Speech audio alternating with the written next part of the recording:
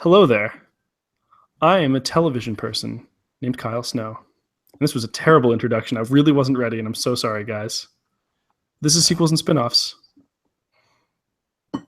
With This me, I've got is. Go ahead. Ryan Power. Ryan Power. That's me. I'm Ryan. Sequels, spin-offs. We watched sequels and spin-offs recently, so the title's really apropos. Apropos? Apropos. Quid pro bro? I don't know. Apropos. Yeah, I'm not the only one here though. Oh, who else do we have with us, Ryan? He's back. I don't know if you've heard. Shady's back. No, Tell a Miller's friend. back. Miller's It's not even back. like my first cast since coming back. It's like the fourth. Yeah, that's Well, true. I mean, no, it's probably is it the first cast? It's the first Well, cast. Pajod cast, but we did the Dungeons and Dragons. Yeah, but that's not a cast. That's a feature. And we it's did do the far as the movie VHL. goes. We did do the VHL Pajod cast, but Chris is Yeah. back, everyone. Yeah, there you go. I've done like 6 since I came back. Yeah, but the It's been a features don't busy count week as for us. casts. It's Yeah, been but I a was busy also on the week for us. stream. I mean, Yeah, also not a cast. yeah, but I'm still back. I've been back for a while. Yeah, but if somebody only watches sequels and spin-offs, this is the first time they're seeing you back. If you only Yeah. watch sequels and spinoffs, I'm back. Also, if you only watch sequels and spin-offs, that means you're a fan of cinema. So if you're a fan of cinema, you should check out Powering Through the Movie Mill, episodes Mhm. 1 and 2. Chris and I sat down and Saving Private Yoda, and what was the other one called again? it's a myth It's a because myth. it's all we'll get into some of our discussion or some of our thoughts on those two movies. Yeah, I want to listen to those, but I didn't have copies of the movies on hand, and like I wasn't gonna just like listen to you guys be like, oh, that's a really good scene. Oh, I really like the way you did it. Like it's. But I do plan to watch both of those. We'll have some more to talk about that later in this cast. But for those who don't know, that feature is just myself and Chris going through some of the movies that Chris hasn't seen. Essentially, Chris has a giant list of movies, hundreds, but he's put it at 100 for now of movies that he hasn't seen. A lot of them classics. Some of them it's like, oh, he's seen every other. In this case, every other Star Wars movie. So of course he should see Force Awakens and Rogue One. That's what all the hot kids are doing now. Yeah. So those are movie commentaries, us going through them, and you should check it out. Good feature. I had fun watching those movies again. I thought it was a good time. So Yeah. But we're here to discuss lots of stuff.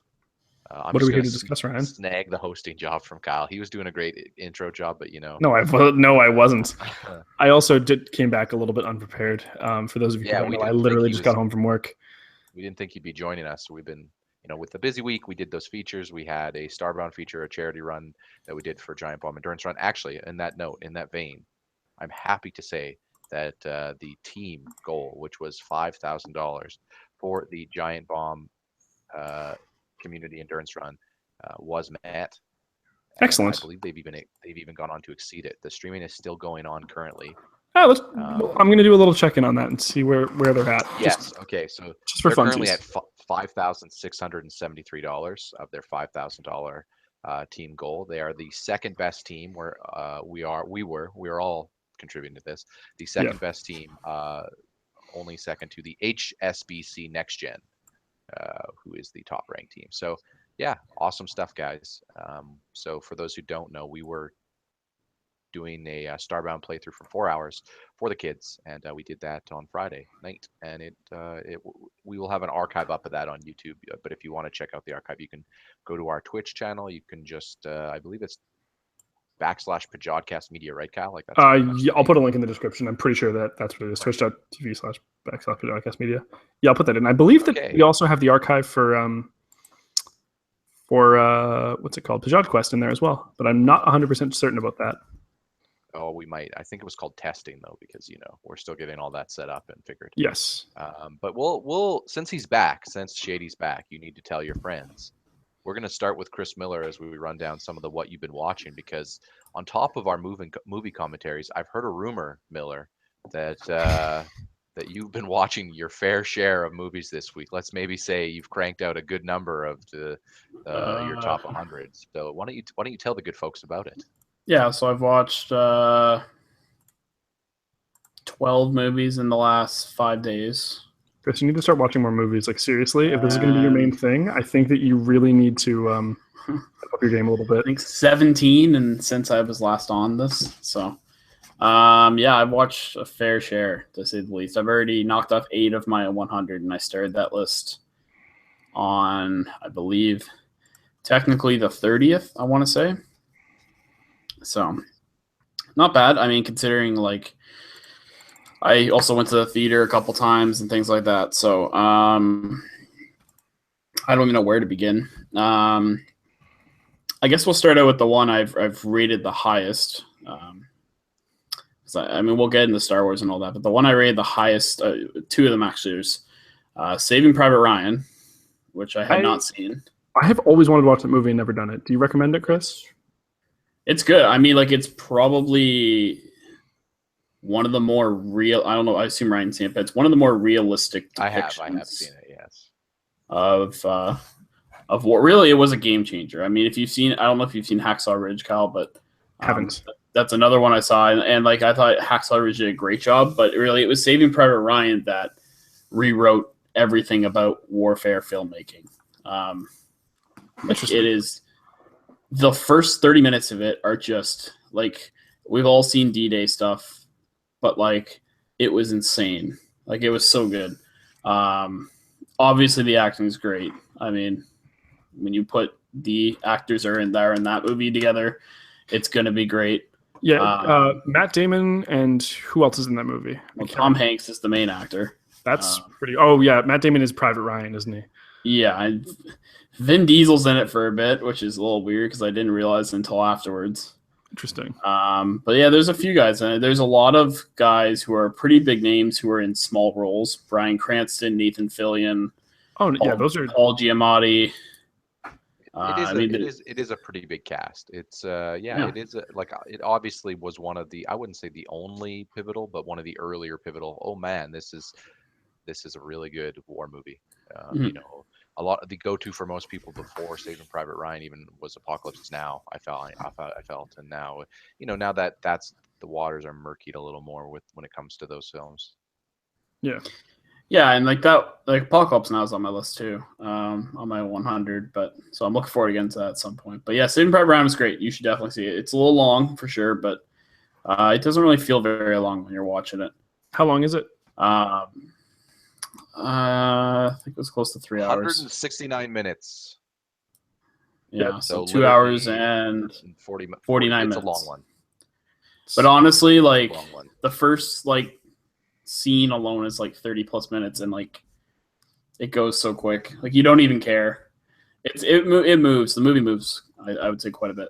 The other 4, I gave another one the same rating. I was last night actually. I watched Raiders of the Lost Ark, which I had planned to watch with Ryan on one of our movie commentaries, but I had a choice between watching that and Two Towers last night, and I didn't want to watch as long of a movie as Two Towers is. So yeah. I decided to watch the first Indiana Jones movie I've ever seen in my life. Yeah, I actually myself only went through them a year ago. I believe my roommate and I, he'd seen them and he walked me through. We didn't watch the newest one with Shia LaBeouf because Ryan, you're missing out. I didn't want to get divided, you know. Ryan, how would you get divided? Shia LaBeouf will not divide us. Weren't you listening? Anyway, but I did make my way through all 3 of them back then. We'll maybe pick up with a sequel with the movie commentary feature, Chris. Yeah. But are the second and third ones? I was just gonna say, are the second and third ones like as good, or are they like comparable at all? Or? I mean, the 3 Indiana Jones movies I kind of feel are similar to, like, you know, like Back to the Future, 3 Star Wars movies, or Back to the Future. Yeah, there's another example. Like, except for obviously wildly different casting choices between those 2 franchises, Star Wars and Indiana Jones. That's true. There is a future. Anyway, I think that's our first audible spoken sigh since we started this project out of Ryan. Really? I've been trying to keep my sigh in check. Yeah. For those of you who don't know, I used to say a lot of dumb shit, and that was always Ryan's thing. He'd just go, sigh, Kyle. Or back in the day, sigh, Jericho. Like all the no, but Chris, this was like several times a day. Like every time I say something stupid. And it hasn't been as common of a thing, but anyway. It's a good throwback. Anyway, I really did not expect the Nazis to be the villain. Really? I did not know that was who the film. I was like taken aback by that. It's an old movie. Like it's easy. Yeah, I've never seen those movies, but I knew that they were. Yeah, it's old, but it's. I mean, we're talking 1980s, right? I mean, like Yeah, but I was place. So yeah, I get that, but like, let's not act like when you tell me, oh, it's Indiana Jones, it's about archaeologists. I'm not gonna think that like the auto villain is Adolf Hitler. I mean, that was not my first thought, and I was not upset by it. I was just surprised. I mean, you don't go into that thinking like National Treasure. The villain's not, like, I mean, like, it's just the idea that like I really didn't expect the Nazis to be the villain in a archaeological movie. I thought it worked really well, but I was surprised. I was not. I never really even heard about them other than that Harrison Ford played them, and I kind of knew the basics of what who Indiana Jones is. I had heard enough people reference Indiana Jones when I played through all of Uncharted 1, 2, and 3. I have not played 4, but at a certain point I started to get the idea of there's a very classic action aspect to Raiders of the Lost to all the Indiana Jones movies. I definitely saw I saw that a lot in terms of the Uncharted stuff for sure. It's clearly. I haven't actually seen Indiana Jones movies, but because there was no good Indiana Jones games, really, like there was no good version of that experience in game perspective. That's why Uncharted was so irreverent, right? Because you're just like, man, this is what I wanted. I wanted to be this when I watched that movie, and this is that experience, right? So yeah. And the last one I'll talk about that is a newer one. I guess just because as much as I'd love to talk about Rambo, but I'll just because it is such a big thing. I watched Lord of the Rings: The Fellowship of the Ring for the first time in my life. So what did you think? I had read the books. You had read the books? I haven't. I applaud you because I tried. One of our friends here, Dane, believe it or not, told me give the books a chance.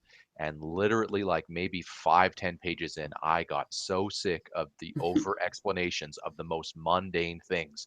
It's just like I don't care about the plant. I don't care about how detailed the wall is. At a certain point, give me your characters, and that they do. They're not bad books. They're just I feel like they're written in a different era. Which, to be fair, they were written in like the 40s, wasn't it? Era, yeah. Yeah, I tried reading this as a kid. Were you a fan of the books, Chris? I was. Yeah. Okay. When did you read them? Like as a kid? Yeah, growing up, high school. I think it was when I started reading. Was it like a class thing, or did you just read them? I had read the Harry Potters throughout, obviously, and the Lord of the Rings movies came out. But I'm someone who likes to read the books first, if there is a book. Okay. And if it intrigues me enough, and so I never really watched the movies. But I had Kyle, you were gonna say a book story. No, I was just saying I tried reading Fellowship for the first time when I was like 8. I made it to Rivendell, and then I was like, I was confused because I was 8. It was real dumb of me, but I got turned off afterwards. I love the movies though; like they're great movies. It was good. I mean, I didn't love it as much as I thought I was going to. Fellowship is also the weakest of the three. Mainly, I've heard mainly due to the fact that as much as there are some badass scenes, and Vigo's my boy. He will continue to be my boy because Habs fan and awesome, and obviously Ian McKellen's great. But my God, Frodo and Sam. They're just man. Man, is the weakest of the three. Like, God. Yeah, there were scenes that I was literally those are three of the most overrated movies of all time.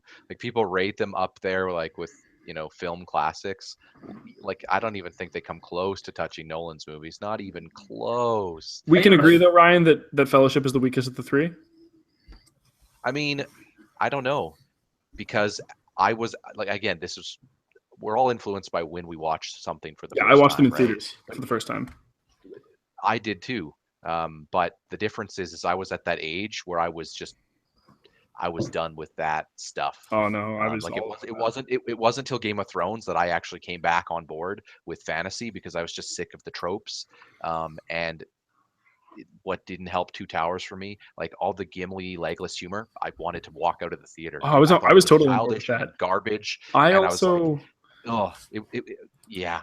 I also have a big thing for sieges. I'm really way over now. Like, obviously, there's scale there. There's lots of great stuff in Lord. There's great scenes in Lord of the Rings, but I do think every single movie has some real weak scenes. Like, oh, sure, I would agree with that statement. I mean, and yeah, I don't know. They're long, that being said, I think that Helm's Deep is the best part of that trilogy, and I love sieges, and I never watched the Hobbit movies. I never watched the Hobbit movies, but I know they did decently in theaters. But from a box office perspective, but like, yeah, I really did start to hear that critical perspective of, yeah, this is okay. I mean, for me, without Aragorn, that movie's trash. Well, not really. It's not trash. But I didn't like the turn of Aragorn. I don't know. It's just also cliche. And the first one? Yeah. In the whole trilogy, you'll see later. I'm not going to spoil anything. Yeah, like, I mean, I've read the books, but like, Aragorn was awesome. He was the best character in the Fellowship of the Ring, in my opinion. Not named Sean Bean, but you know. Yeah. Well, spoiler: he did not make it out. He's not. No, he did not. I mean, look, it was good. It was good. I didn't like. I know a lot of people put it like it's a 5-star movie, and I'm like, no.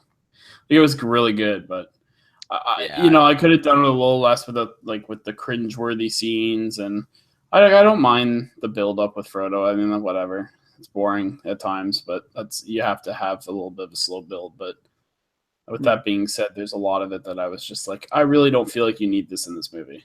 Like, a lot of it felt unnecessary. Yeah. Sorry? Because Frodo's also carrying a very deep burden with him at all times. He really needs Sam to prop him up because, like, you saw what happened. That ring can it's a drug, man. It consumes your mind. Like, I don't know. Like, like I said, Lord of the Rings has never really been my thing. Obviously, I got comics on my wall. I'm like, I mean, you could assume maybe, I guess, I nerve that way, but I'm more at the. Yeah, you also play Dungeons and Dragons.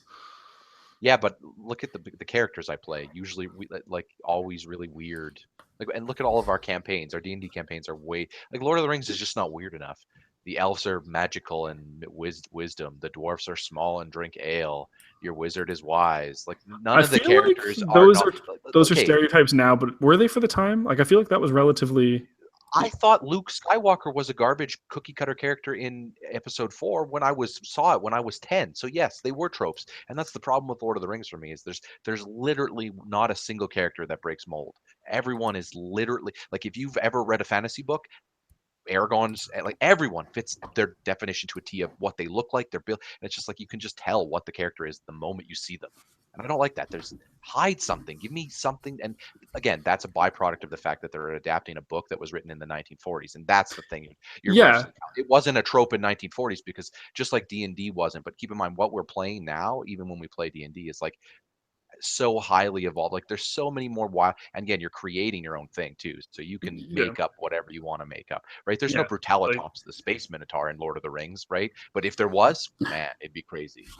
I would watch I would watch that movie. I think the movie. And I mean, that's not the fault of the Lord of the Rings movies or the books either, right? Like, it's just one of those things where when you're adapting it, you got to be faithful. But I don't know how riveting of a tale. Like I just don't know if those movies are going to hold up as time goes on, as more of these things change, right? As more as like I think we're in an era now where, and you guys can feel free to correct me if I'm wrong, but pretty much any show or movie that comes out is constantly having to like ramp push up the envelope, creative bar in the envelope. Yeah, like a perfect example of that is you constantly see shows like, I know we've all seen this. Community is an example, but lots of shows do weird episodes where they just completely break the rules and do things that you just couldn't do, right?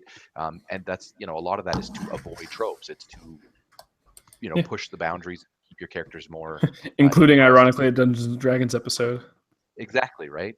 Which is definitely not where I got the name Brutalitops from. Indeed. He was a magician. That's totally different.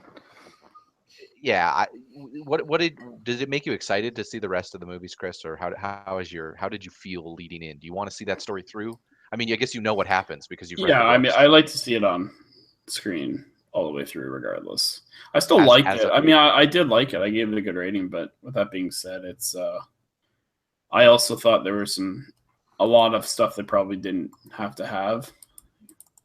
Like, I just thought a lot of it was kind of almost unnecessary, to the point where I was starting to get sick of it by the end, and literally was sick at the end.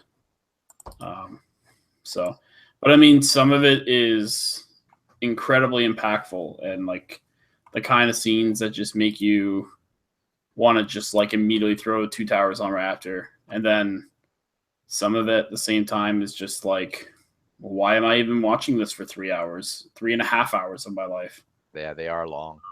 But, you know, I still want to see it through. I enjoyed it enough, and I've heard 2 and 3 for a lot of people are better. Certainly more action, which I felt the action was in a lot of ways the high points of the Fellowship of the Ring. And a lot of the dialogue, mainly because a lot of it I just found was with irritating characters, you know, was a little less fun to watch. But, I mean, look, Ian McKellen was great. I still love Vigo in it. Sean Bean was tremendous. Christopher Lee, rest in peace. Oh yeah, there's some good roles. He's great. Hugo Weaving, I didn't even know was in that movie. The ring must be destroyed. I did not know he was Elrond. Dude, he's so good. He's one of my favorite actors. So like, I was on board. Yeah, he's not in that movie. That whole scene, but like he's good in every scene he's in. Oh, for sure. Oh, so good. So I enjoyed it. There's a lot of movies I saw, and those are the 3 I felt necessary to talk about. Like I said, Rambo was another one I saw, and I was kind of impressed by the fact that it wasn't the typical action movie that I expected it to be.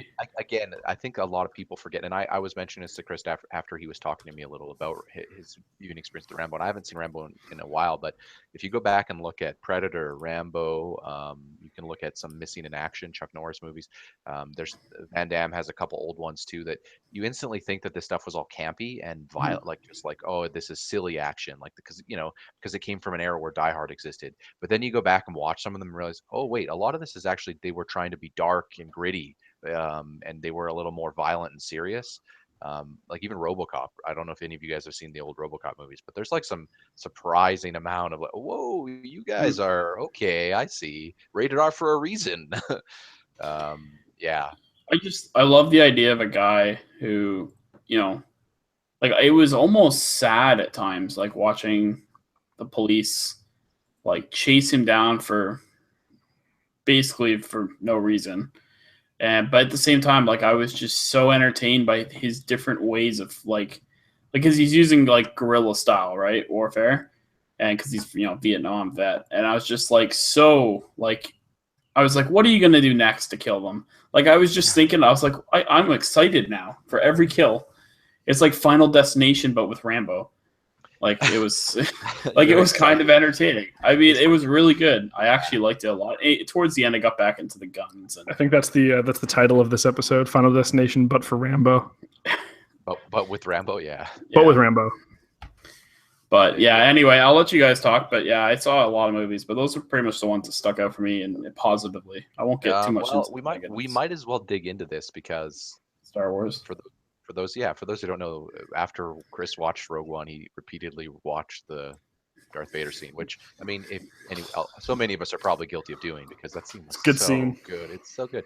And then we proceeded to get into a random talk last night on Skype. Oh my god, that was amazing. Who was the best swordsman in the Star Wars universe and some of the best overall characters, and everyone was trying to rate who their top characters is, and I was just like telling these guys, hey, Kyle's seen enough of Clone Wars. Like, how could you not? Ryan and I agree that it's Obi-Wan, and Chris was wrong.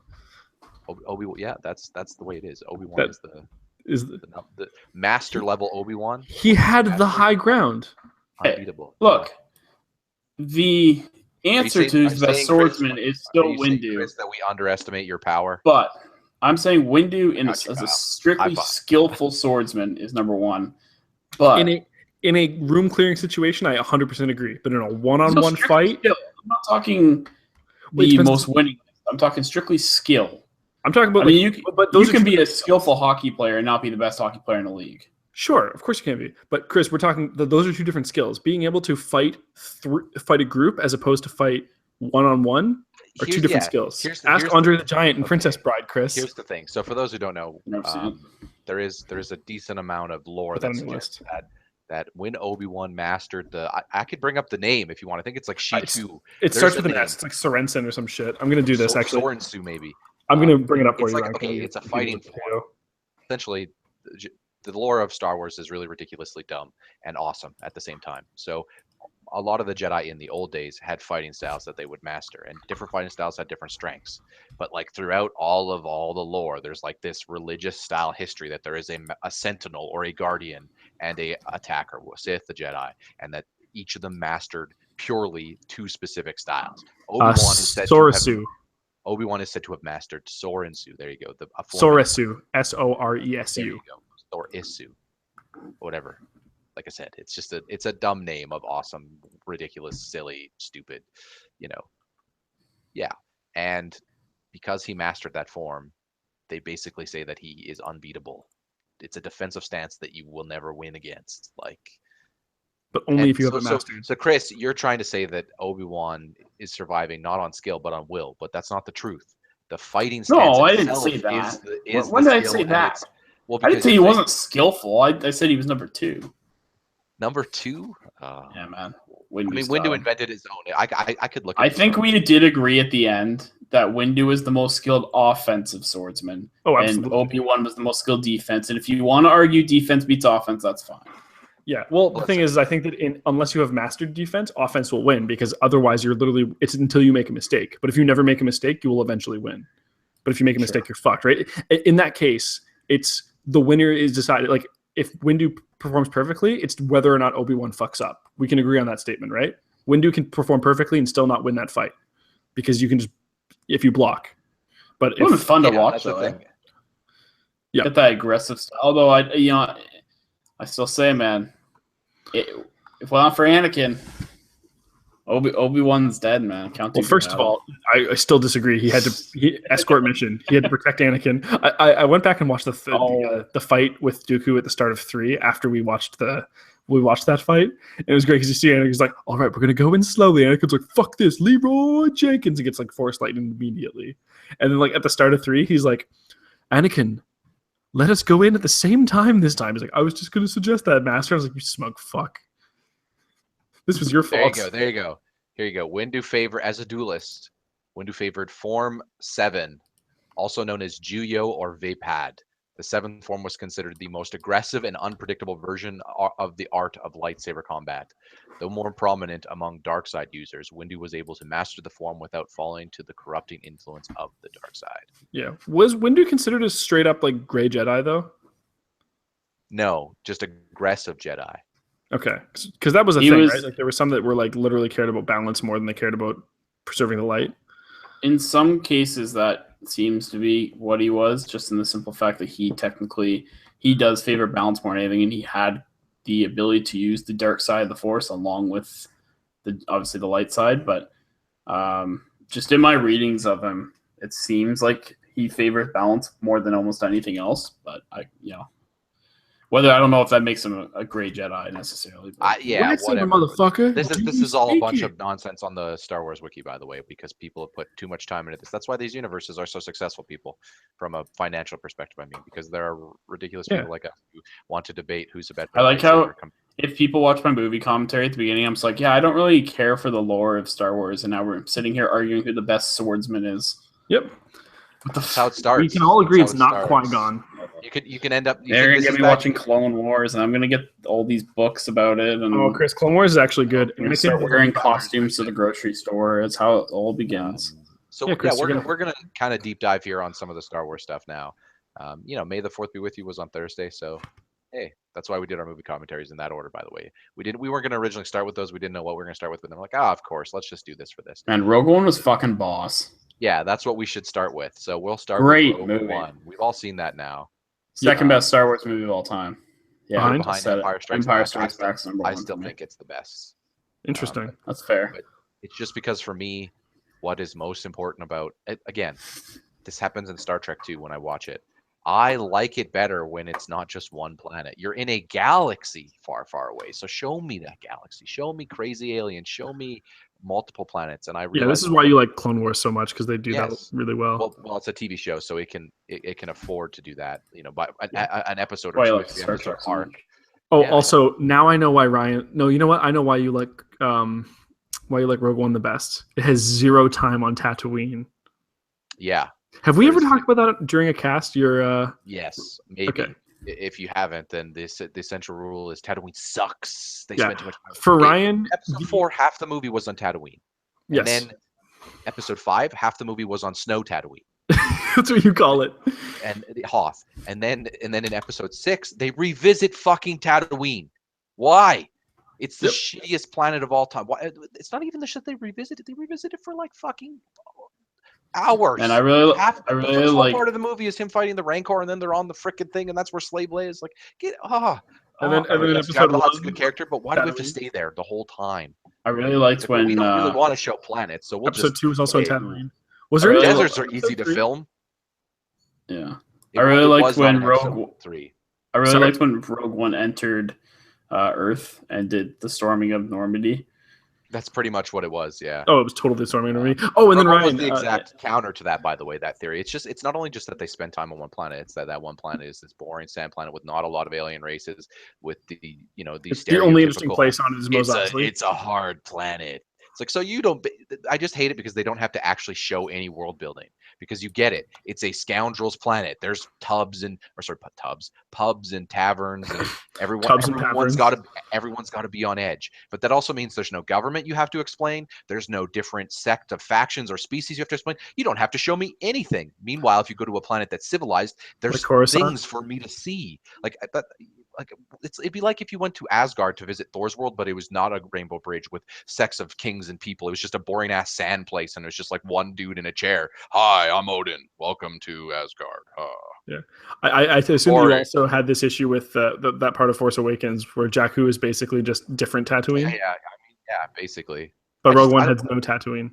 Yeah, and then episode 1 takes place on Tatooine, and then episode 2 there's scenes on like they just go to Tatooine too much. And then you go to Clone Wars and you get episodes with like these crazy places where they go to planets where you see all these new species that interact differently, and there's crazy things out there, because that's the whole thing, right? If there's a universe, then and if there's a universe that exists where space wizards are allowed, which it means anything's possible, and go show those anythings. Yeah, it's true. I remember that way back in the day when we were going to do we had like a forum-based Star Wars D&D campaign. And Ryan was like very adamant as the ship's captain that we were never going to go to Tatooine, and I'm pretty sure that there was a chance that Dame was going to like force us into Tatooine at some point. Anyway, Rogue One specifically here, all the planet jumping, a lot of people didn't like it. What did you think of that, Chris? I mean, I always liked it. It was very jarring. I will say. For me, the cuts are they're quick cuts. It's like, oh, here's a planet, here's a quick scene, cut. Here's a planet. Yeah, like in a way, it can be tough if you're not really like. It really depends on how much you're following it. And there were times where I had to almost stop talking just to make sure I kept following it, but I was enjoying it. Like I always loved Mass Effect 2 because of how many planets you can go to. I know it's a game, but it's just the idea. Like that is like, to me, cool, and you get to see different species and different planets. And wasn't there kind of like a Tatooine like esque place they go to in that as well? But like at the same time, Ryan, you were like, this is kind of cooler. Like you enjoyed it more. I think you were mentioning, because I remember being like, like I don't remember the exact planet, the exact planet they went to, but yeah, they're like, the thing is, I don't really care. Like Tatooine itself wouldn't have ever bugged me if you didn't spend so much time there. Yeah, if it's of course there's a planet that, and it's cool. I mean, there's the Hutts and there's the scoundrels and Boba Fett and Sand people. Like that stuff's all kind of neat. It's just so much of it is there. It's like Obi-Wan in the cave. With Rogue One, oh no, I didn't like the scene in that planet too much. Okay, wait 3 minutes. We'll jump to another planet. It's like the weather in Vancouver. Yeah, pretty much. And like one of the things that Rogue One does better than any of the other Star Wars movies, lots of scenes of just slow camera moving into whatever scene they're in and just showing all the aliens and the different games they're playing and the different things and the different cultures they're engaging with. The closest thing to that happened in traditional Star Wars was in Force Awakens, when you go to Maz's place, where they kind of give you that zoom in scene where you see kind of the culture there. But like most of them, they don't give you that much time with it. I mean, they're starting to I think Force Awakens was better at it than any of the other movies, but yeah, like they do give you some stuff. Coruscant was like, the Coruscant scenes in episode 1, 2, and 3 kind of had some of that. But I mean, if you want to see that stuff at its extreme degree, you just watch Clone Wars. I mean, you there's like so many planets they explore in Clone Wars. There's so many. Yeah, and just some of the characters are just better developed. Like I'm pretty sure that like you don't even see Cad Bane at all during any of the movies. No, Cad Bane isn't featured. Grievous fucking sucks in the movies, and he's amazing in Clone Wars. I don't know why they decided to do it that way. Like, at what point did George Lucas sit down and go, all right, episode 2 is going to be the beginning of the Clone Wars, and then in episode 3, we're going to just show the end. We'll just miss the war part, because that might be interesting. And then literally Grievous wasn't a character in episode 2 and was already an established. They treated him like he was this established created character. Clone Wars hadn't aired yet, I don't think. Like they didn't actually start filling in that no gap idea who Grievous was. I was like, why is that guy four lightsabers? 3. He has 4 lightsabers because that dude is an ancient warrior who used to be a human who chose to become a droid just so he could kill Jedi.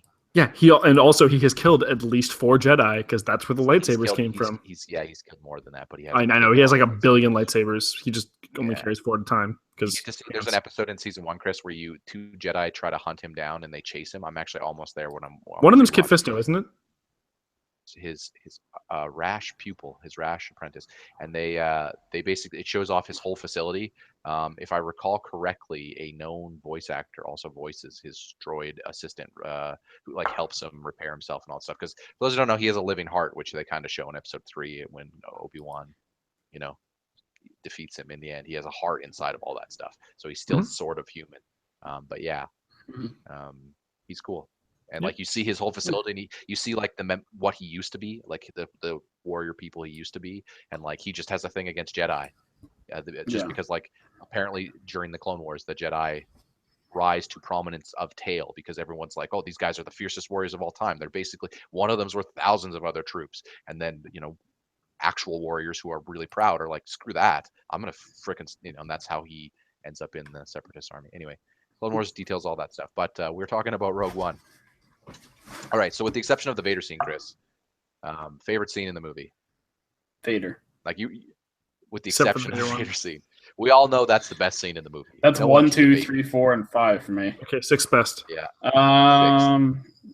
When Vader first comes on screen.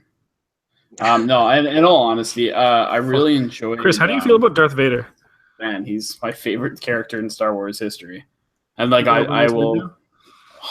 Well. Yeah, he is over me. Do you think that he's a better? I had Windu as my number 5, if you remember. Like my top 5. Listen, I think everyone can agree it's not Luke. That's the real answer. God, no. Frickin' Luke. There are people out there who just love Luke, and I'm just like, what do you do for a living? I bet you work at the post office, don't you? What do you think it's the post office?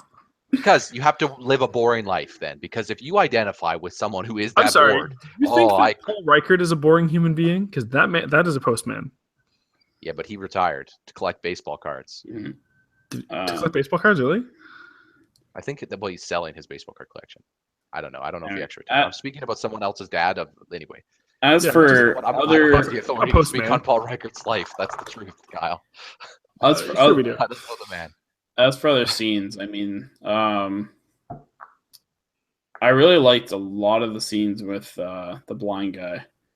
Yeah, I'm on the Force. The Force is with me. He was kind of hilarious and awesome. I liked him and his backup buddy there. I can't always remember. The thing about Rogue One is it's tough to remember names because there's so many. He was Sharut, I think, and the other guy was. There you go, Sharut. Yeah, this is what I was gonna get to though. I feel like Rogue One did a terrible. Like the one weakness it had is that those characters were not very well developed because they're all getting killed. That's the whole point. They're not supposed to be developed, Kyle. Like there's a scene, and this is one of the things I think is what makes Rogue One the best Star Wars movie of all time. It knows what it has to be, and it isn't afraid to be it at the cost of like, oh, the viewer goes, well, who do I identify with? Who's supposed to be? You don't need that. That's not. But like I can't remember anyone's name except for Jyn Erso. I literally can't think of anyone else's name. Cassian Andor. Yeah, was him. Okay. Yeah. There's Bodhi. Okay, who's the already established characters don't count, Chris. I knew Tarkin. K2 is the droid that's awesome and sacrifices himself. And he was voiced by Alan Tudyk. He was probably the best character in that movie. He's one of the best droids now. Well, I was going to mention pretty much any scene where he's in. The villain was fantastic. Director Krennic. Oh, he did a great job. Mm-hmm. Yeah. Sorry, we haven't cutting you off, though, Chris. I was going to say any scene that K2 was in was pretty damn good. So yeah, K2 was pretty great.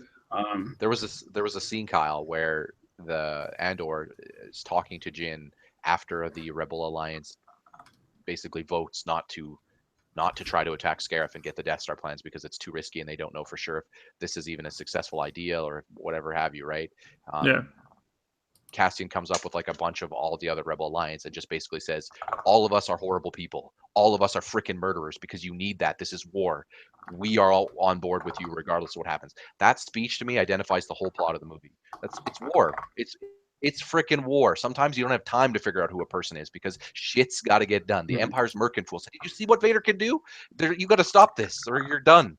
And we literally were joking that it was a war movie, and afterwards we were just kind of like, it kind of was. Like, it was totally a war movie. It is, yeah. But I'm just gonna say, like, you know who Private Ryan is, don't you?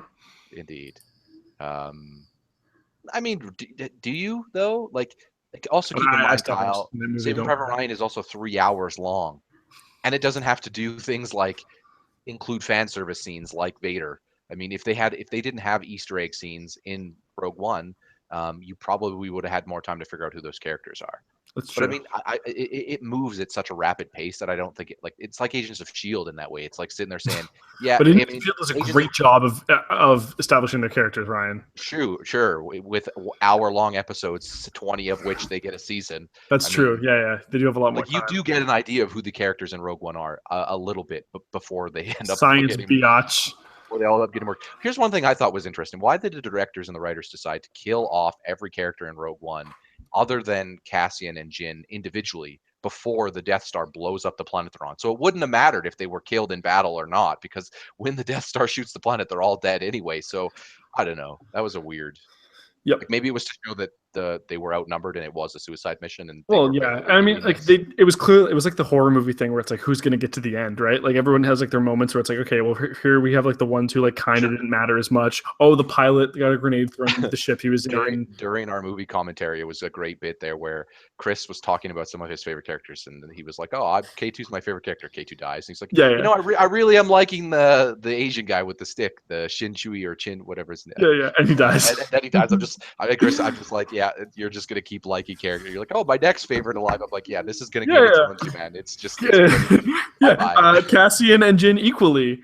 And then they die. Hey, Chris and I were talking about this movie. It was nice that they didn't throw in that romance subplot. The movie didn't have room for it, so it was nice that they didn't even pretend. These are two people who are going to hold hands before they die because they're about to die, right? Like, yeah, like if we were on an exploding planet, like you and I would be holding hands. I put my shoulder around you. I wouldn't, or my arm around your shoulder. I wouldn't hold your hand. No, but what if you said no homo? Would be okay. No, Ryan Power does not like to hold hands. For the record, too, Ryan is the one person out of the three of us who has not hugged.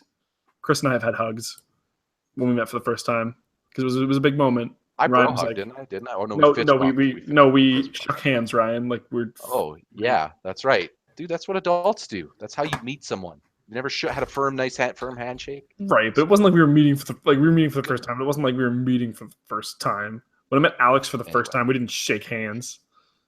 We hugged. Yeah, we were watching an old movie on. We finished up Mystery Science Theater. I'll just do a little bit here. I don't need to talk much about Mystery Science Theater, but we were watching a movie called At the Earth's Core. And this is actually relevant because the guy Peter Cushing who plays Tarkin is actually at the Earth's core, as is Doug McClure, who's an old actor. But it's a bad movie. Somehow they drill underneath the Earth and find another race of people underneath the Earth's magma. Oh, it's Gears of War. They're being controlled by evil mind controlling pterodactyls or birds that can mind control these slaves that speak the language of FM radio static. It's bad. Yeah. Anyway, sounds atrocious. Sounds pretty good. Cushing. It's like supposed to be like set in like the 60s. And you know how the old proper British type people used to intro instead of shaking hands or saying hello, it'd be like, "Good day to you, good day to you, good day to you." And I was just like, I should start saying that. Good day to you. Good day to you. Oh, good day to you. Or you say your name, like Ryan Power. Glad to meet you. Glad to meet you. Good day.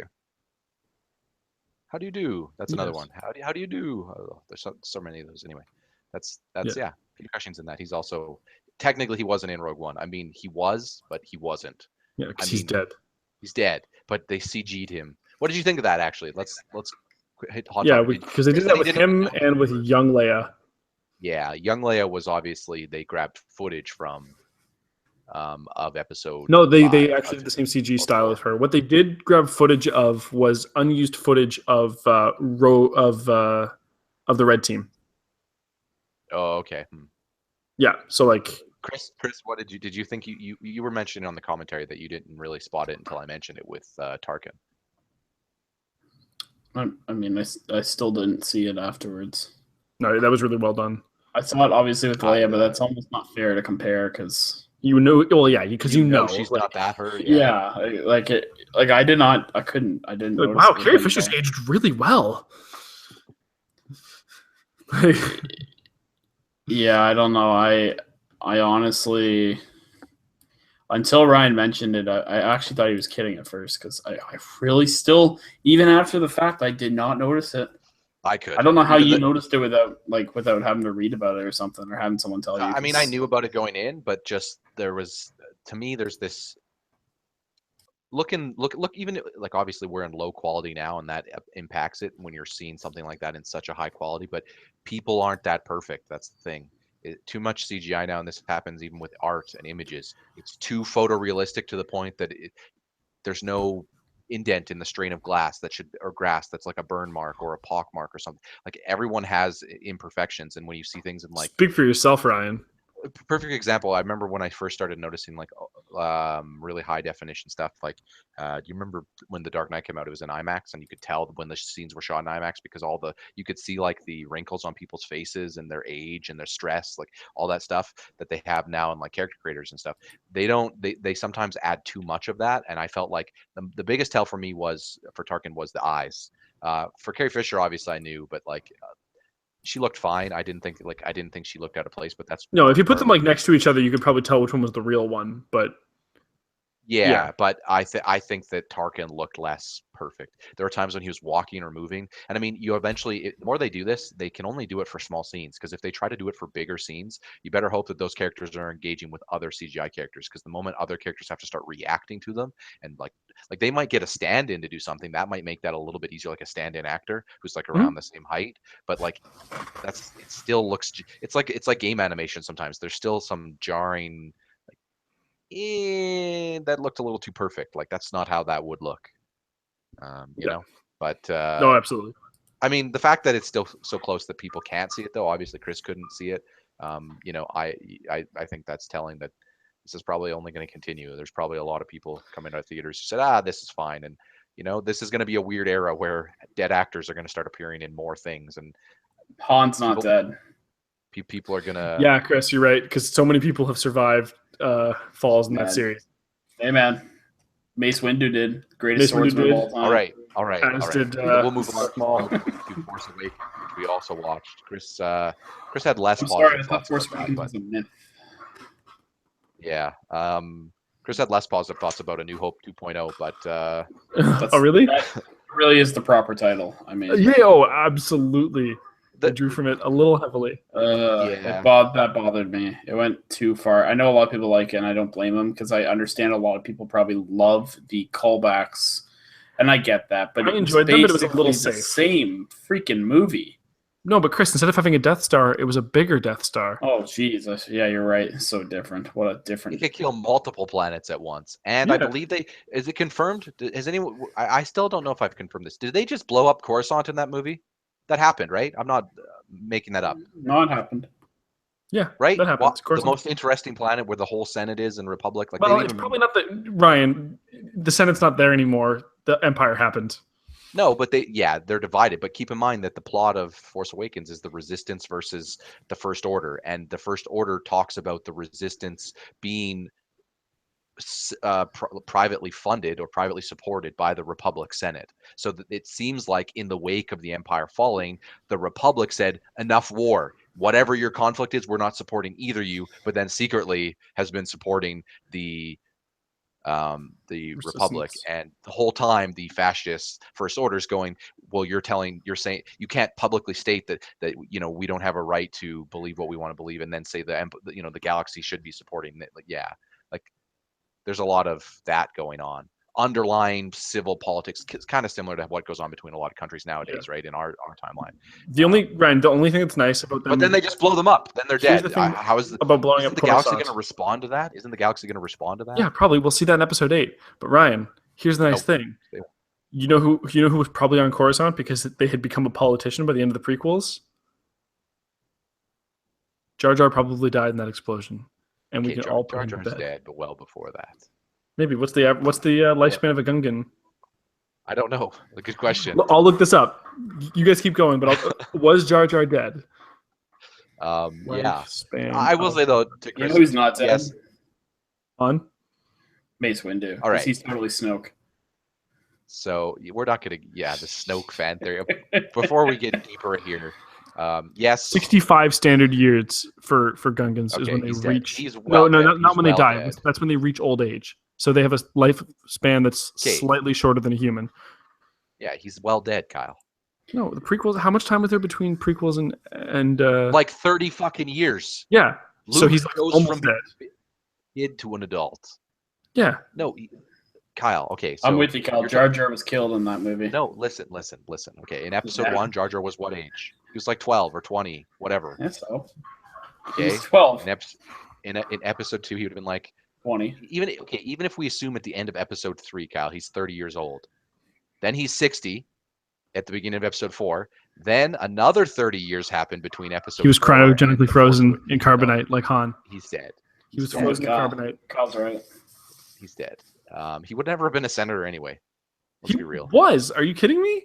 Dude, he was the stand-in for... After the fall of the Empire, people probably did their checks and went, maybe we should make sure that does... Wasn't he the person who, in Padme's place, actually gives him the Chancellor of the vote to go all Caesar and take control of the whole thing? Oh, probably. Oh, was the Empire... That's in episode 3. That's in episode... Yeah. Jar Jar's the reason the Empire happened. Yeah. That happened in episode 3. I remember because... I can't remember because I haven't seen those in a while. We're rewatching them. But... What's his name? The guy from Dexter there, Senator Organa, and Padme. Jimmy Smits. They sit there and say, this is how democracy dies, with roaring applause. And that's because Jar Jar stands up and gives the Chancellor, I vote for because someone had to stand up and do it, but Padme was gone. So Jar Jar decides, this is what Padme would want. And it's like, no, it isn't. Oh, shit. Okay, thanks, maybe we shouldn't have Okay, but to be fair, we can also blame Padme. Like, Ryan, if you leave a 5-year-old in charge of cooking for the house and then the house burns down, is it the 5-year-old's fault or is it yours? That's Padme's fault. She left a mentally challenged Gungan in charge of the Senate. There's a really good Clone Wars episode that's not really that great, but it's okay, where the bunch of people confuse Jar Jar for being a Jedi. I remember that episode. Yeah, I was very upset. We watched that together, and I was very upset. Listen, there's a very Mr. Bean aspect to that episode that is very charming. But I was very upset. Let's talk about Force Awakens for a minute. So Luke Skywalker, he was the main character in that movie. Yeah, he dominated every scene. Lead billing. Mark Hamill really had to. I was surprised he was able to do so much for his age. He put the work in, man. When he managed to disappear for that entire movie, I was really impressed with those Jedi mastering skills. He did not butcher a single line, Chris. No, he really didn't. You're right. But you know what? He did butcher one thing, and that was that one stare he had. That really long stare. He nailed it. No, he really didn't. That was the only issue I had with him, is that one stare he made. It was just, it just kind of. So anyway, stuck in my soul, like he's going to be a villain at some point or something. But I don't know. I mean, like Rey was okay. Like, just honestly, like if we're going to talk about the new characters, like Luke. Rey was okay. I didn't like her as much as some people love her. She's not just girl Luke, Kyle. Think of every character in the previous Star Wars history, and she's them. Yeah, she's kind of cookie cutter. She's a great pilot. She lived on a planet where she had no adventure, and she doesn't know her parents. There's Luke, great pilot. That's Han, Luke, or Anakin. Like any pilot, there's always great pilots. Not Finn. That's true. Finn sucks at everything. Finn's a great character. Finn A was a stormtrooper, so we know he sucks at shooting. B sucks, and it's awesome. So he sucks at shooting because he's a stormtrooper. B, can't fly. Figure that out real quick. Yep. C, maybe the worst lightsabering skills I've ever seen in my life. Okay, so yeah. He also had to go up against. And we can all be clear here that Obi-Wan or Windu would murk anyone from post episode 4 and on. Like anyone, they would take them down in a heartbeat. Well, yeah, because so this was just for clarification for anyone. Like, you lost all of the great masters of sword skills. Luke had to learn in like garbage rushed version from Yoda, and then Luke taught everyone after that. So it's like, unless Chris is right and Mace Windu is Snoke, then maybe Kylo Ren can become a great swordsman. I mean, and this is just rule of UFC's, people. You get better at a combat as you practice it and as you learn the skills of people who have gotten better at it over the years. That's how science works. So the science of study. So when there's no study, the people suck. That's just really what comes from it. Then they just start swinging it like I feel like they swing it like they're broadswords, like that, like they're warriors from. Oh, they do. Days. That's not how you hold the saber. Whereas like the jet, whereas like in the old Republic days of episode 1, 2, and 3, they fight like they're samurai. Like they fight like they know what they're doing. No, they fight like they're holding sabers, Ryan. One mistake with their weapon will kill you. Like that's the idea, right? I was surprised how often the stormtroopers missed. Really? Yeah. I thought their accuracy would have gone better over the years. You actually would think it would, because they actually put it in where because they're not clones anymore. Why don't they work on the training a little bit better for their shooting accuracy? They actually mentioned that they do. I was kind of happy that they mentioned that they weren't clones anymore. It was a nice scene where you could tell, because like another great British villain, by the way. Okay, hold on. Domhnall Gleeson was the star of the Sith in that movie. He wasn't really Sith, but of the dark side. I've always dug the whole. Redheaded guy? Yeah, he was great. Yeah, the guy from Harry Potter, and a bunch of other things. Okay. Domhnall Gleeson, that's his name. But I was gonna say, I always dug how they always do this for First Order or Empire. This very proper British elitist, like that's who the people who run this thing are. I've always liked that, because there's just this, Chris and I were saying this during the movie commentary, Kyle. The scene in which they first use the Star Killer base weapon, whatever you want to call it. Also, Starkiller, by the way, is the name of the main character in Force Awakens, which is no longer considered canon when they switch to when they switch to Disney. Wait, Force Awakens, Ryan, that's the name of this movie. Are you talking about? Force Unleashed. Force Unleashed. Yes, there were 2 games, and the characters, he was Vader's apprentice, and his name was Starkiller. Yes. So that's a loose Easter egg. I don't think that means Starkiller's a character, but anyway, in the canon. But there's a scene where there's like, Chris and I were saying, it looks very Hitler-esque, like very like, you know what I mean, like the zoom back to all the troops, and they're all standing, and he's basically just giving the fur style. Yeah, it was very Nazi. Yeah. You're just like, okay, I get what you're going for here. I'm picking up what you're putting down, like World War II. Yeah. And then we saw the Second Battle of Normandy. Yeah, that was in Rogue One. No. That was in Rogue One, sadly. If they put Force those scenes together in the same movie. That would have been on the nose. I'll say this. I think Force Awakens was good. I don't think it was great. It was very much a New Hope. I really am looking forward to the next one. I think it has potential, especially if they really develop Kylo Ren. But I felt like they underutilized a lot of characters. Captain Phasma was so underutilized and seemed like such a cool character right off the bat. And I was like, oh, she seems cool. Oh, Chris, they really didn't use her. How did you feel about the stormtrooper who let Rey out of the restraints? Indeed, he knows, Kyle. He knows. Oh, does he? Daniel Craig. I said it. Daniel Craig. Yeah. Apparently Tom Hardy's supposed to be in the next one. Yeah, but he might have been in Rogue One. That might have been the one, because there was. Oh, he's rumored to be in the next one, apparently. He was. Yeah, I'll bring up Rogue One because I don't remember which one it was. But that's a thing now where famous actors. That's a thing even in Star Trek too, by the way, Kyle. If you didn't know. Oh, sure. I know. Who like it just want one-off cameos. Apparently, Tom Hanks was been trying to get into Star Trek for ages, like just as a cameo or a role. Yeah, sure. I think that we can agree that because we've had this discussion before, Ryan, but like most of those characters tended to have been recycled from the original trilogy, except for Finn. Finn's great because he's kind of incompetent. He's a bit of a bumblefuck, but he's got a good heart, and he's motivated by his sense of morals, and he wants to get his dick wet. That's all that Finn cares about. I can identify with that man. Sorry, I mean, he gets off and he's like, okay, like we're gonna try to. I need to get away from these guys. They're kind of crazy. Does that, and then he probably just hangs out on Jakku if he doesn't meet a girl.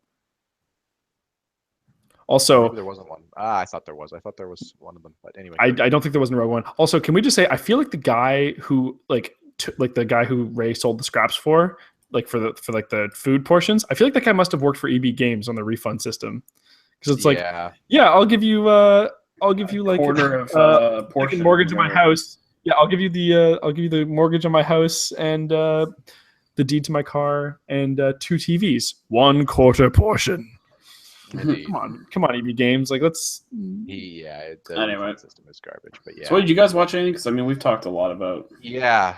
I have, but we'll stick with Star Wars this cast because we're running out of time. What are we at? It's gonna feel we're getting close to an hour. We've pushed an hour. Yeah, Ryan, you can give us a little bit of Clone Wars. You said you've been watching it again, and I got a little ways into that. I was like season 2 or 3 when I was watching it with you. Yeah, I'm still in the first season of my rewatch. I've only seen it. I've seen it a couple times. I haven't seen all of it. I saw like the first 3 seasons as it was airing, and then I kind of fell off for several reasons. And then I was like, oh, I want to finish watching this. And then I finally caught up to like season 5, but they released a 6th season, but then they pulled it off the air. And now Rebels came out, but Rebels I don't think is getting another season. And Rebels is set kind of around the same time as Rogue One is. And maybe a little bit before.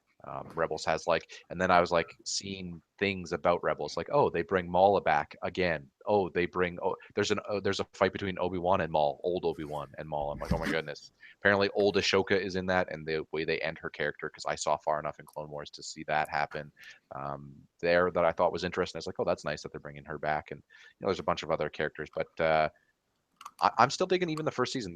One of the things is I forgot how many guest actors were in pivotal roles in Clone Wars, and that's a thing that they like to do. And a lot of it's a thing a lot of popular shows do now. It's like, oh, let's bring someone people know into something else because that it scratches an itch for us. It's like, oh, I like that guy in this, and so and I didn't know him. Well, it's also cross promotion, right? Like fans of that guy will go watch that episode and then be like, oh, this is a good episode. I'll start watching the show. It's just good marketing. One of the guest actors I recently saw in an episode was James Marsters, and I didn't really know who he was originally because I only recently saw Buffy and Angel about 6 months ago. I think we finished all of them.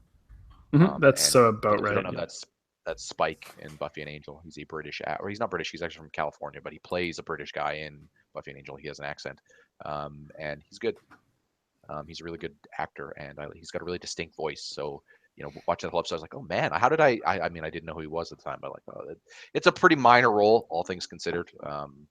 But yeah, I did get through as well, Kyle, that Rookies episode, which is one of the better episodes in the first season. It's such a good episode. 5s. One of the things that Clone Wars does really effectively, even in the first season, like there is some petty droid humor. You got to remember it's targeted for people who are like 12 at the time. And as the seasons go on, Roger. It's targeted for people at 12 up. So as it goes up, it's like, oh, then it eventually hits preteens, and then it eventually hits kind of like a darker, like most Star Wars things. There is a mix of charm and adventure that's kind of Pixar level. And that's one of the things I'll say that I like about Clone Wars as a show. I feel like the silly things in it, like even the Jar Jar thing, it leans more Pixar than it does prequels. Whereas prequels just lean bad like you're just like, this isn't effective. Whereas the other stuff leans, it's kiddish, but it's not so kiddish that you can't watch it as an adult. You know what I mean? Like it's not like it's offensive. But you're definitely like, all right, like next scene, please. Because there's some great moments in those things, and it's like, oh, the droids got confused because they got like, oh, they shot each other because the Jedi thing. It's like, okay, like come on. And then that does go away after the first season, though. Like they kind of catch on to it. I don't find they do it to an extreme degree in the first season. Like there was never a point in an episode in the first season where I went, this is enough scenes in a row where it's like the whole episode's about that. Like they never do. No, not for sure. But like they drop in for their quick, hey, have a laugh. And to be honest, there's a few times where they actually get you to laugh. For sure. They try to be inventive with, like one time is a recent example. Anakin, for those who don't know, his war strategy is I'm just going to be aggressive as fuck. That's how he fights, even as a general. He'll take his ship and fly into other ships. He'll constantly just take a ship himself with a squadron of units, but we'll just go wipe out their command center. We'll just drop in there. I don't need a plan. This is war, whatever. And, of course, Rex, who is Anakin's clone trooper commando, for Chris, since you haven't seen it, and for those who haven't seen it, one of the things they do is every Jedi general, so since the Jedi are generals in the war, has a commando clone trooper who is named. And a lot of the clone troopers get named, but these characters are always like distinctly named, like they're basically the guys who've been battle tested the most, etc. Yeah, they show up to War Council and stuff. Each one has their own commando unit, and that's that they don't show that in the Clone Wars movies, or sorry, in episode 2 or 3, and like they just show them, everyone knows Execute Order 66, where they kill, they turn on all the Jedi. That's supposed to be like, it is kind of a tragic scene, but it's supposed to be more tragic because these Jedi built relationships with these clones, like legitimately. That was one of the things that they try to highlight in Clone Wars, is that the Jedi care about their units. Oh yeah, Obi-Wan and Cody have some great moments. Yeah, Anakin and Rex have some great moments. So Cody is he wears yellow. He is the commando unit that works with Obi-Wan, or the general, or whatever you want to call them, or he's commander. He leads the commando unit. Yeah. Captain Rex is Anakin's. Not Kit Fisto, but I'm forgetting his name now. Anyway, he mentored Ahsoka. The dude with the weird like mouth and the orange head, Kyle. Yeah, I can't remember his name though. You've seen him way more recently. He has Wolf. Wolf is one of his guys, or his guy. Yeah, Wolf.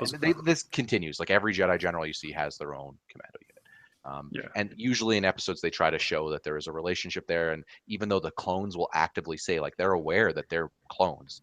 Like that's another thing they don't dabble into at all in the movies, is the clones are aware that they're clones, and they're aware that they're made for war, and constantly like, oh, it's okay, we can go and suicide ourselves with a bad idea. And the Jedi are like, no, we'll find a smarter idea. Like, and they constantly try to highlight the reason that they're better than droids in battles, because they can use their brain, which apparently, I love how they do all this building and highlighting, and then you see that where the stormtroopers are at in episode 4 and go, they must have forgot all that information. But the clone serum must have been garbage, because I don't know, they go from these clever, heroic, accurate, awesome, anyway, the clone stuff is always really good, because it really leans, like, if you like the Rogue One aspect, Chris, where it's like Saving Private Ryan, like they're trying, like even with maybe a little comedy, but it's like, it's a lighter version, right? But it's still like, this is war, they're going to use war lingo, that's going to be tactic talk, it's going to be right to the point. Yeah, that's what Clone Wars is really about, and I love it for that. Like, like if there's just an episode where it's like general versus general, ship versus ship, war versus war, and this is just going to be a battle for 2 episodes, I'm like, cool, I'll watch. I mean, this is freaking crazy space war with lasers and wizards, and like, how is that not entertaining? I don't know. Not even just that, but I feel like this is something that we've talked about, Ryan, but they do so much of a better job of showing that stage of Anakin's life than the movies did. Like, I think Hayden Christensen fucking garbage in those movies. Anakin is really interesting, and like the relationship he has with Obi-Wan, he doesn't seem whiny. He's a little bit like up his own ass, but like he's arrogant. He's the chosen one. He knows that stuff. And Obi-Wan's always like, Anakin, maybe we should do something that's not completely stupid. And Anakin's like, no, I got this. And Obi-Wan's like, all right, well, I'll just go over and do something smart then, and we'll meet up in the middle. And then they lean in, like, they're like, I think for a lot of people those were the elements of episode 2 and 3 that people liked. It was like when Anakin and Obi-Wan are adventuring, as you can say, it's like this goofy D&D adventure where you have the really smart person and the really dumb, aggressive person, right? Where you have Valor Renoche and Brutalitops the Space Minotaur. Exactly, and there's this contrast that they played on well, and there were scenes in episode 2 and 3 where it's like it allowed Ewan McGregor's charm, which, I mean, the more Ewan McGregor charm you can throw on screen, the better. But for those who don't know, the Clone Wars doesn't use the voice actors from the movies. There is a Clone Wars movie. Don't watch it. It's not that good. It's worse than even season 1 of Clone Wars. It's very kid friendly. And then the creators of the show were like, we want to do some Star Wars stuff here. Like, we want to bring in Star Wars fans. Yeah, I think the dude does. We want to bring in fans. The dude who plays Kenobi does he's up there with Ewan McGregor. He's not Ewan McGregor. But they may not be sound alikes, but they're close. Like, it's fine, and it's like a claymation too. It's not like a traditional animation. You should look an image up, Chris. You can just type Clone Wars into. I've seen it before. Yeah, but we can also agree that the guy who plays Anakin is so much better. I like the animation style. I like the animation style of Clone Wars. I really dig it. Dig the Clone Wars animation style. You do. Yes. But yeah, it does a good job of showing the war stuff. And like, there's just, I'm even remembering now as I'm watching through episodes, like I'm remembering an episode where they crash land on a planet and find a deserted clone trooper who decided that he ended up hooking up with a lady on a planet, and then he was like, I don't want to give my kid up, but I have no choice, I'm a clone, I have to go to war. And then he was like abandoning it, and then like they were trying to like deal with the relationship between the clones that do find him and go, what are you doing? You're supposed to be our brother, you're supposed to be a clone trooper. And like the whole contrast, it's like stuff that you're just like, man, if the movies were about this stuff, these movies would have been way better. Like, they would have been way more interesting. They shouldn't have made the movies. They should have just did a series. That would have been smarter, I think, for the prequels. it's just what Lucas wanted to do from like a overall. There's politics. There's like he made something that in that era that was way bigger and more complicated that movies just can't do it justice. They just could never do it. Especially the thing like the Clone Wars. Like, oh, it's such a cool concept in my opinion. He didn't even try. He skipped it. An army of clones led by space wizards versus an army of Jedi. One of the things I wanted to bring up too. Sorry, just last little bit on Clone Wars. They don't really do a good job in the movies, and this is another case of something that Clone Wars does better than the prequel movies, of trying to justify the separatist side. So for those who don't know, there's the Republic, which is run by Palpatine, who's actually pulling the strings for the separatists, and the Republic. But publicly, he's a Republican senator. He's the chancellor actually at that point. Right, that's right. Yeah, he runs government at that point. Senator in 1, and then in 2 he gets promoted to chancellor. Again, because of Jar Jar. Thanks, Jar Jar. Lucas did that intentionally. That was trolls at the people who hated Jar Jar. I mean, that makes me like it more, by the way. That because then I'm like, haha, Jar Jar sucked, but he didn't suck as bad as everyone made. Like, yeah, he was an Asian stereotype. He wasn't that funny. Okay. I mean, anyway, the separatists are Dooku and a group of planets that are against the Republic. So initially, that group of planets is just villainous characters, right? You got the Trade Federation, you got the people who are all rich and just basically trying to fund a war because they make money on war. That makes up a bit of the separatists. But then in Clone Wars, they start exploring planets that actually have issue with the fact that the Republic is doing this so aggressively. Like there was a lot of people, and then they show like people and citizens and people protesting and things like that. But it is that a lot of other planets that are neutral. They don't like they don't believe in war, period, at all. Don't like how out of nowhere the Jedi seem to just come up with a clone army. And remember, and this is a glossed over detail, in episode 2, they make it appear like a Jedi ordered the clones, not the Republic. So the war effort to the public very much appears, and Palpatine manipulates this, appears to look like the Jedi are trying to take over the galaxy. And people already had a natural fear of Jedi and they lean on this and show that why this is in the Clone Wars, because people fear what they don't understand. Jedi use the Force. People didn't really know what the Force was. They just knew it existed, right? Because there was a council and Jedi were all over the galaxy, but people really didn't know how they got their powers, how people were Jedi. And remember, Jedi take kids. Like, sure, they ask the parents usually, but they just basically tell the parents that they're going to run into more trouble by trying to raise a Force sensitive kid, right? Because the kid is going to start pushing blocks with his mind and things like that, right? Yeah. It's technically true though. Like those kids are getting into a lot of trouble. Well, yeah, it's like Xavier's School for Gifted students. Exactly, but there very much is that tension between the Jedi and the real public. Yeah. But humans and the Jedi don't know how to deal with this because they're not diplomats. They really don't know it. Like if they're actually the furs, they hate politics. Remember, they don't want to get involved in it, but that actually matters, right? And that's how Palpatine manipulates them. And they don't really do a great job in episode 1, 2, and 3 really showing any of that intrigue. And then when they do in episode 2, it makes those reveals in episode 3 especially feel so much more powerful because you're like, holy crap, yeah, like the seed to this was the groundwork. Like, of course, in your mind, you're sitting there going, it had to be there, right? Why would the public allow? But it just sucks that they made the movie so small, like so big in scope in terms of ideas, but so small in terms of like what they did and what they were able to show and accomplish. But the plan is that they show joining the separatist movement just because they feel forced to. Like they feel like not just that because the separatists are evil, also because the separatists are like, they're representing, we don't want a galactic empire, right? And it's starting to turn that way, and the Jedi are trying to say we're not involved in this, but how do they really do that when they're trying to fight a war, right? They're so caught up in fighting a war. Like it does a lot of that stuff that I really think is underrated. A lot of those planets just want to be left alone, which has them side with the separatists because the separatists want to be left alone.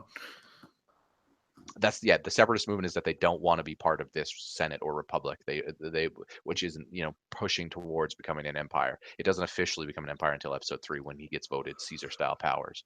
But even after they become an empire, there still is an idea of democracy, right? There still is a Senate. They make reference to it in episode 4 even, and I forgot about that. Is they actually Tarkin in episode 4 references, let you worry, I'll worry about the Senate. And that's that's absolutely. Like a moment where you go, oh right, they still would have had to be doing this because there's still would have been people talking about what are you guys are doing, but And nobody at that point they don't even really believe in the Force. They refer to Vader as someone who follows the old religion, and he's like, because nobody knows Kenobi's still alive, everyone thinks the last one. Well, that's the whole point, right? That's the idea, is that the Jedi and the Sith are outdated. Yeah, well, the Jedi especially that was the whole point. They pushed the public perception to be get rid of these people. Like these people are trying to kill us all. Like they shoot lightning. They have crazy powers. They can read people's minds. Why do we no get rid of them? Like yeah. And last thing I want to cover with Clone Wars, was just quickly, is that that horrible romantic storyline in the movies between Anakin and Padme, much better done in Clone Wars. Anakin in general is probably like so crazy. Just sucks less. He is in Clone Wars, yeah. He's Well, so they much explore the darkness stuff of him a little better, but they just kind of. I didn't even see any of that stuff. But just light Anakin was just like he didn't seem like a bitch. He was charming. Yeah. He's so aggressive though. That's the thing. He's so aggressive. Oh yeah, I like it. He Leroy Jenkinson's in a few times. Yeah. For those who haven't checked it out, I recommend checking it out. It's like most shows, like I said, power through the first season if you can. There's some good episodes in the first season, some genuinely good episodes in the first season. Rookies. I don't think it's that bad of a season, honestly. And then in season 2, at the beginning of season 2, Cad Bane gets introduced, and at that point you realize, okay, Cad Bane's so good. Cad Bane's so good. So Chris, you don't know who Cad Bane is. Cad Bane's their answer to Boba Fett. So everyone loves the bounty hunter, who's kind of a, you're muted, by the way, Chris, if you don't know that. Everyone loves the bounty hunter who shoots things and yada yada yada, kind of is a badass. Cad Bane is a cowboy hat wearing alien. He's like a green alien. He's really slender. He's got rockets on his boots that shoot him in and around, and he can like Star-Lord. Like Star-Lord flies around like this. Obviously, he's got a trench coat. He's got dual blasters that he pulls out all cowboy style. He's got a robot buddy that's voiced by Seth Green. Forgot about that. Yep. And you get intro to him in the first episode of season 2. He steals a Jedi holocron from the Jedi Temple without even getting detected. That's how badass he is. That's how good this guy is. It's like, it's so good. He's so good. And his character is like, typical mercenary, but he's the type of fighter that he can fight a Jedi, stand one-on-one, like no issue, without a problem. They do a lot of good. They do a lot of good stuff with him later on. There's an episode arc in it might be season 5, where Obi-Wan becomes another person. Like they literally do the face-off thing where they just make him another person, and he tries to infiltrate a group of bounty hunters, including Cad Bane, and then he has to literally do like merc shit. Like he has to literally be a merciless son of a bitch, and him and Cad are trying to like bond because he's trying to be the better bounty hunter, so Dooku chooses him for some huge assassination mission. It's like, this is cool. And they're like going through like Saw levels. Like they fly them out to this cube in space that's basically just a Saw level prison that only the best bounty hunters should be able to get out of. You can't get out of it, you die. Screw you. That's the test. And you're just like, this is cool. Like, this is really crazy. Like, this is cool. Anyway. People, Clone Wars, watch it. Cad Bane. Cool characters. Hondo. How did I forget about Hondo, Kyle? Hondo's also the shit. Jamaican Hondo. Remember, you've seen him. He's like the smuggler pirate out on his own planet. Yep. He just kind of likes money. He's also voiced by someone from like the old Goof Troop days. I don't remember that. Too. Who voices Cad Bane? Good question. Because I'm looking up the guy who actually voices him according to this, but like he also voiced Count Dooku. That could be. They do a lot of recycled voices. But like he's not. Cad Bane's not even listed on the character list on IMDb. He's voiced by Corey Burton. Yeah, it's the same guy as Count Dooku. Yeah, but like he's not even mentioned like as a character. He should be. He's not like he's not in every episode. He shows up every once in a while. Like a lot of these voice actors too, by the way, like on one Goof Troop, DuckTales, like a lot of them were in episodes of those old. Oh, are you spelling Cad Bane right? Because it's CAD. No, I'm just looking through the list. I'm not. It's CADBANE. I know, but it's like I'm looking through the list in terms of how many episodes you're in. Count Dooku, Sandhill, and Warrior 2 in Clone Wars. Oh, maybe. It's just Warrior 2 is a pretty good slash. That's who Cad Bane. No, there's no slash. It's Cad Space Bane.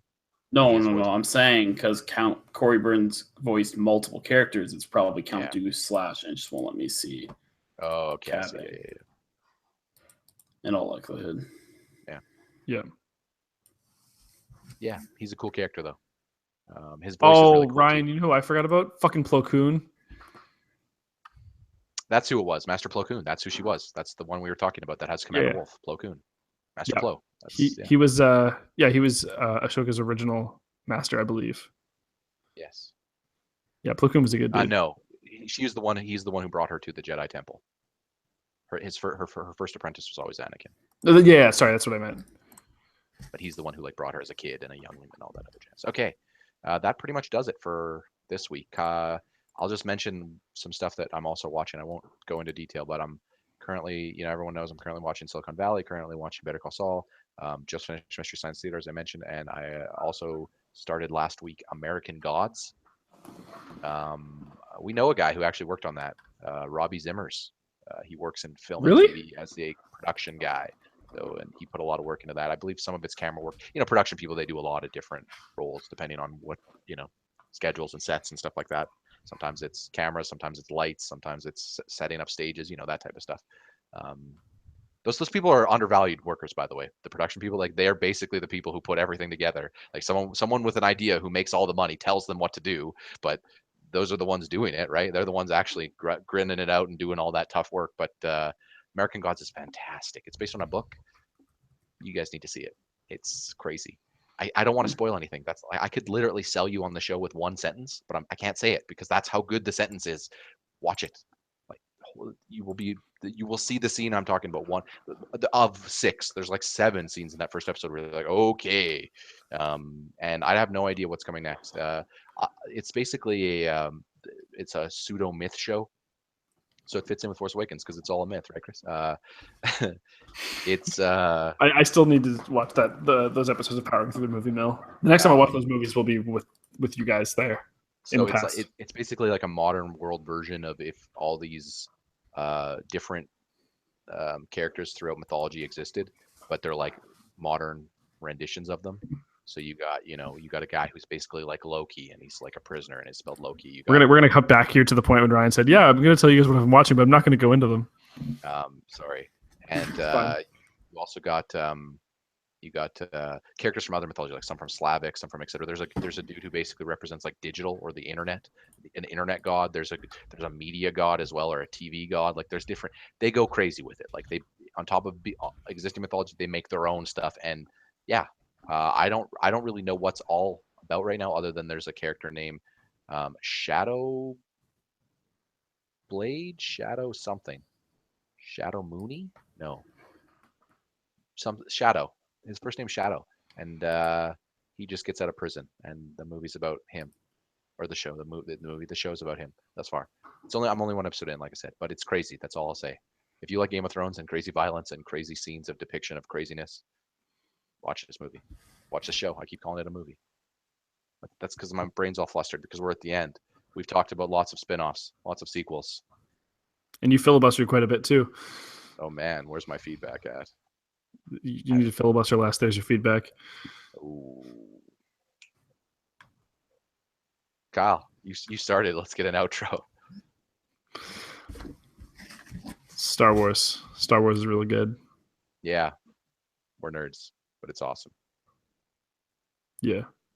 Oh, I'm the editor to this week. Hey. Editor. That's why Kyle is a little bit of a loose term. I'm the one who has to hit the stop broadcast button. So yeah, and then I have to do all the editing still. Fuck yourself. Check out all the stuff we put on. Check out our charity stream, and again, you can donate 2 pencils a promise at any time. So that's it for now. We'll see you next week on sequels and spin-offs.